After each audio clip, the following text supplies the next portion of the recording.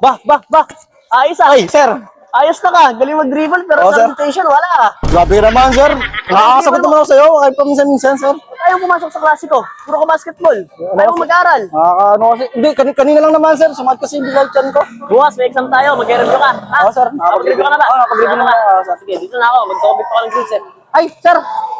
Kanina, napansin ko dun sa may faculty, nakita ko yung mga trophy, pangalan nyo nakalagay.